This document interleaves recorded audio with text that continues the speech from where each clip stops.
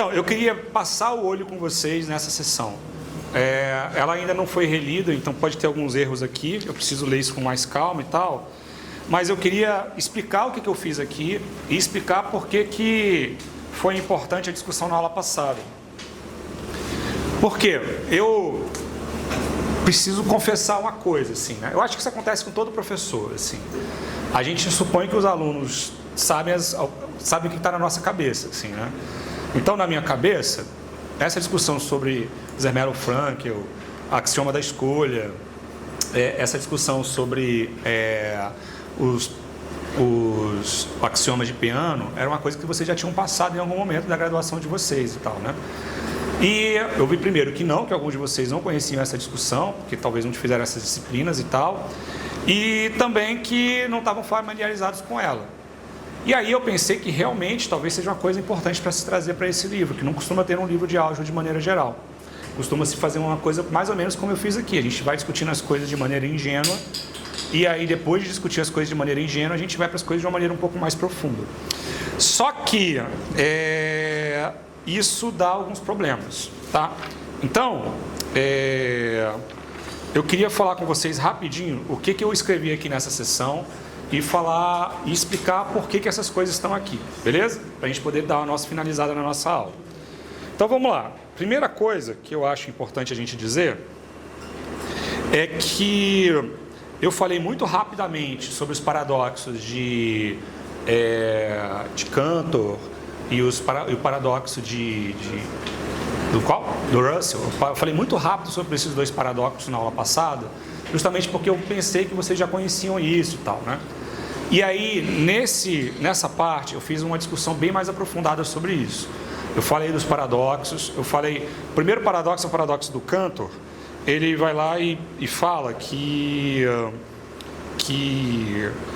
o conjunto das partes de qualquer conjunto, ele vai ter mais elementos, tanto se o conjunto é finito quanto se o conjunto for infinito, do que esse conjunto original. Beleza? Então eu falo um pouco sobre o conjunto das partes também, que eu acho que foi você que falou que não conhecia, que não lembrava do conjunto das partes na aula passada. Então eu fui lá e falei, está na página 54, assim, a definição do conjunto das partes e mostrando que ele vai ter cardinalidade igual a 2 elevado a n se ele for inteiro. Beleza? Isso é importante para poder falar sobre o paradoxo, mas a gente não vai chegar a demonstrar o paradoxo nesse livro. Ou então chegar nessas contradições aqui. A gente vai falar sobre isso só. Essa que é a nossa ideia, tá bom? E também fala um pouco, logo depois, sobre o paradoxo do barbeiro também, né? Que se o cara corta ou não corta, ele faz ou não faz a própria barba e tal. Então fala um pouco sobre isso, beleza? E aí na página 57, que é onde eu apresento de maneira bastante informal os axiomas Zermelo Fraenkel, assim, que é a extensionalidade, conjunto vazio, par, a união. Tudo isso eu falei na aula passada, passando. Mas aí agora aqui ele está bonitinho, dá para vocês acompanharem. Está na página 57, que para vocês deve ser a 59. Beleza? Então vocês podem ler sobre isso. É só para ler esse material. Ele não é material base para as próximas sessões desse livro. Então é só para vocês conhecerem essas coisas e saber que elas existem.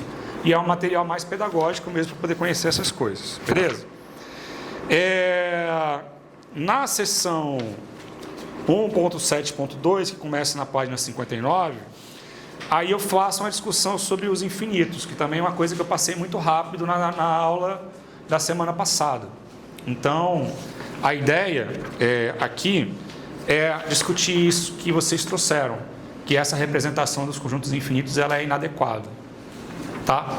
Então, falo muito sobre isso, e a partir dessa discussão eu proponho essa outra representação. Cadê?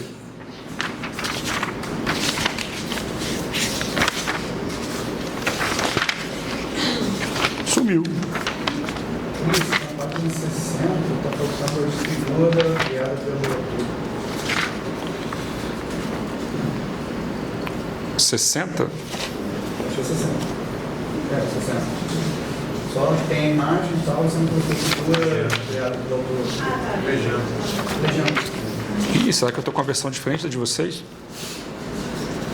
Ih, eu acho que eu estou. Tá, eu vou olhar no computador então, peraí.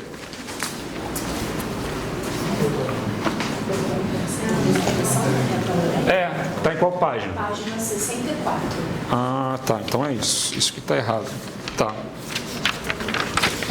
Tá, eu vou corrigir isso depois, tá, pessoal? Beleza?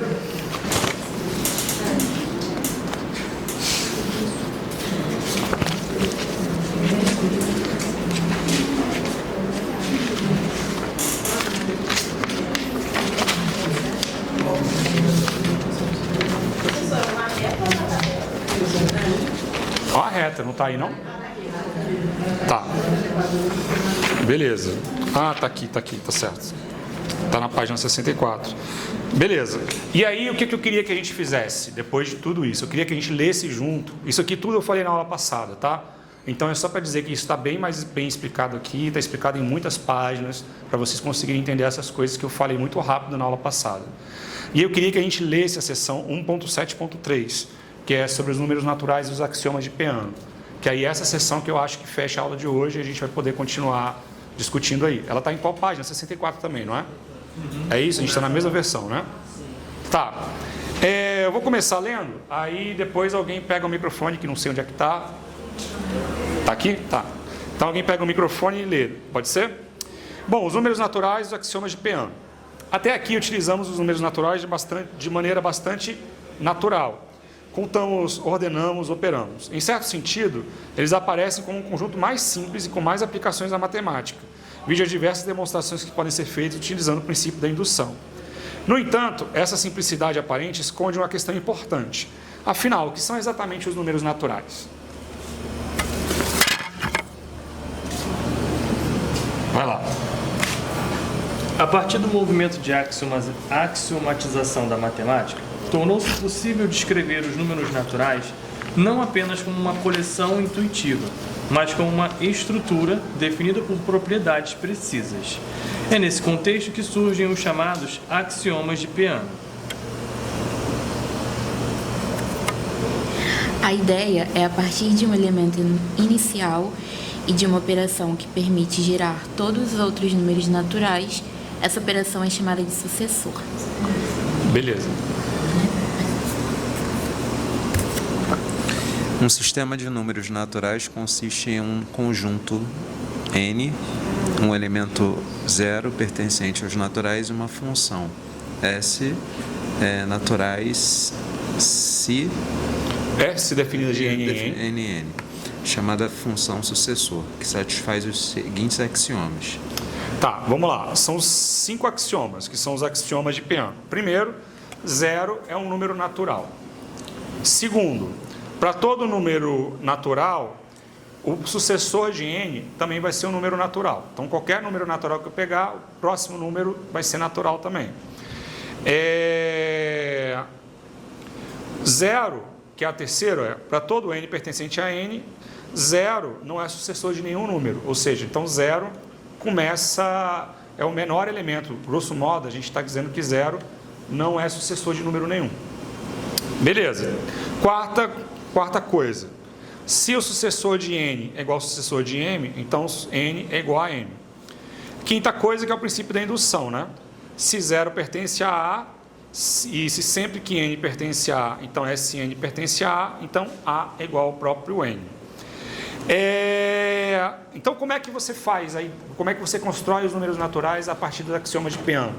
Você começa com o 0 e você vai fazendo uma cadeia infinita de sucessores, que é o sucessor do 0, o sucessor do 0, e assim sucessivamente até o final dos tempos e tal, né?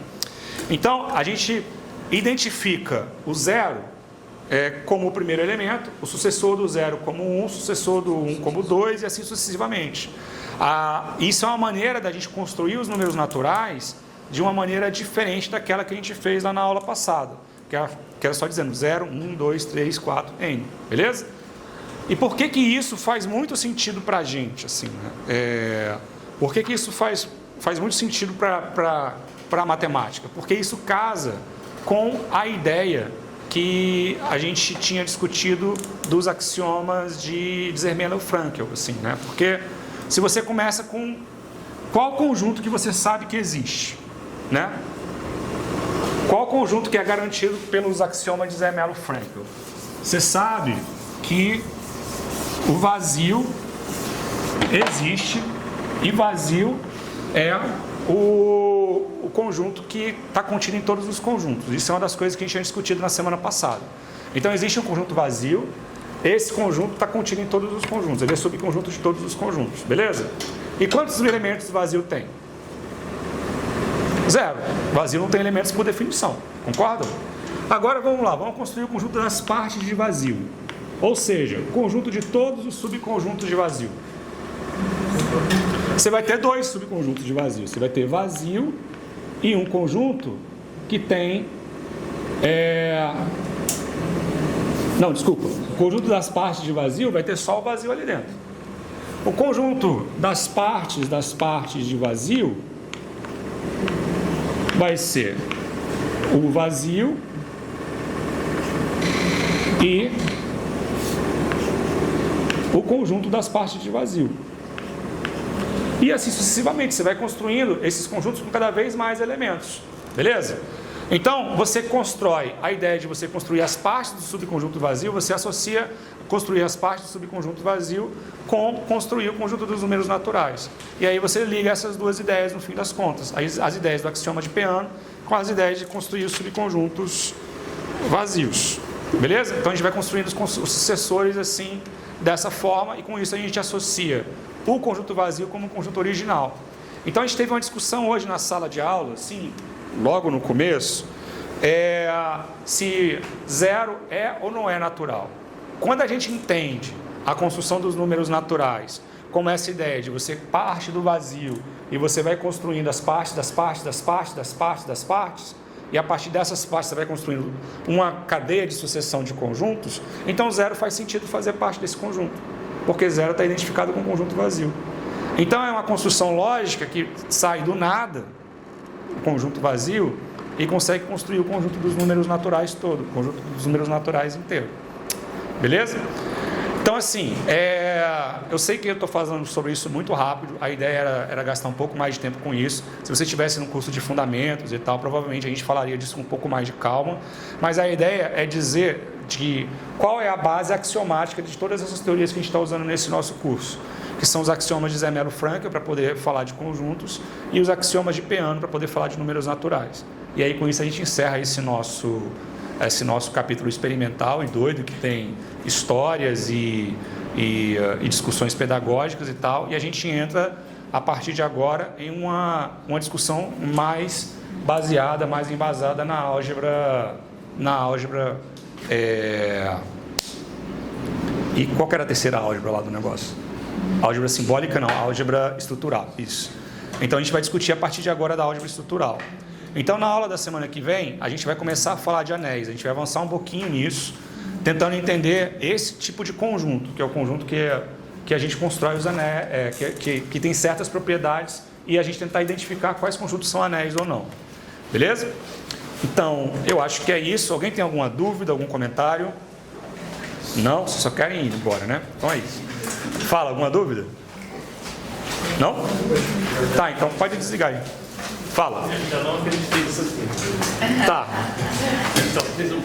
Senta aí e você vai acreditar. Fala. A gente está considerando que o 0 é o